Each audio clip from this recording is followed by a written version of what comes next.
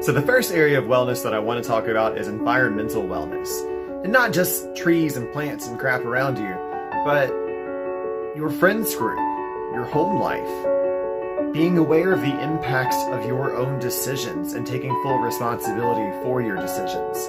That's all of the areas of environmental wellness.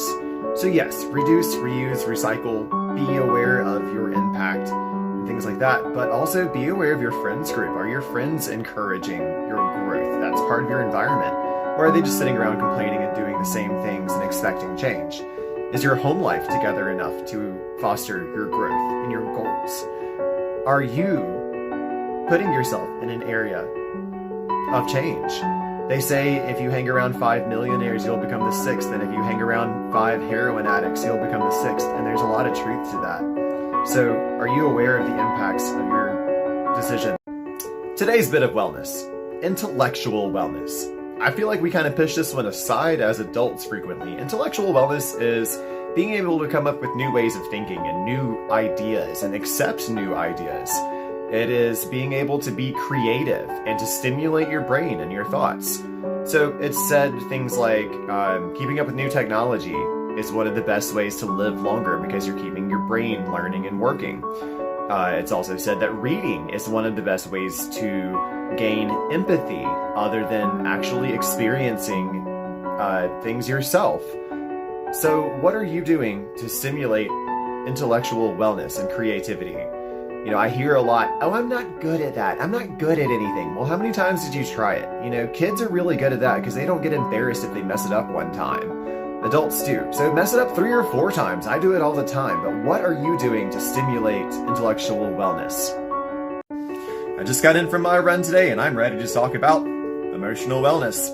Emotional wellness isn't just be happy. Don't worry about things. They're going to get better. There's so much to be happy about. Don't be depressed. Don't be sad. That's not being emotionally well. Emotional wellness is being able to accept the fact that positively perceived things can happen and negatively perceived things can happen. Being able to express positive emotions and negative emotions. Being able to rebound when negatively perceived things happen. It's being able to maintain relationships and being able to reach out for support when you need it. So, one of the things that I told my therapist was I'm at the point where I know that it's not going to always be a good day, but even on the bad days, I know how to feel good again. And that's emotional wellness.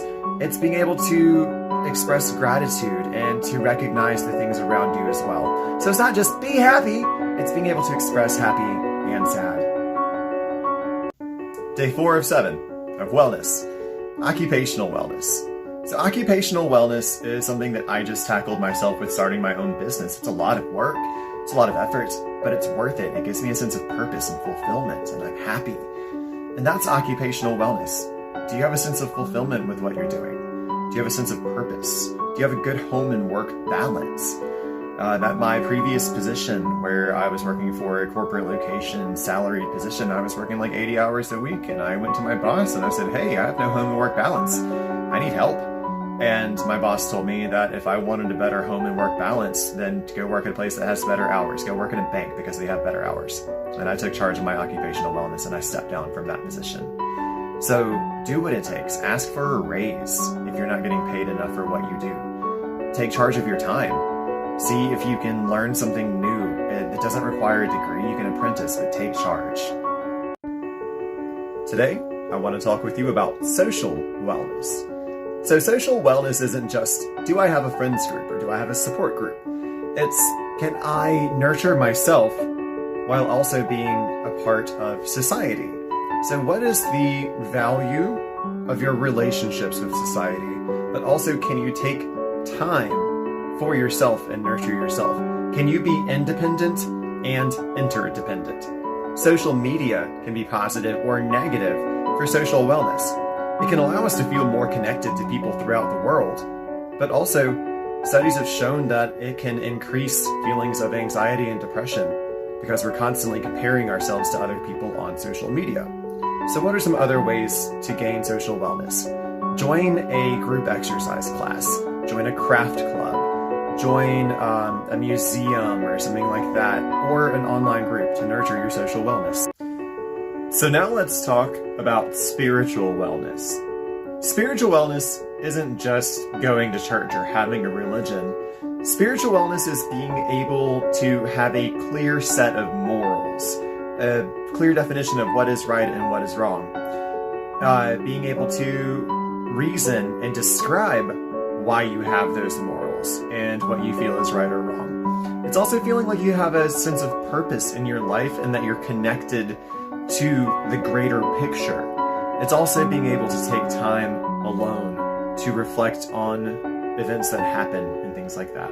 So ways to increase your spiritual wellness is to do yoga, volunteer and things like that. But just being able to have that sense of purpose, have a clear set of morals, and being able to describe why you have those morals will help your spiritual wellness. So lastly, let's talk about physical wellness. So physical wellness is taking care of your body. That means exercising proper amounts, eating a well-balanced and nutritious diet, but also keeping your body out of harm's way.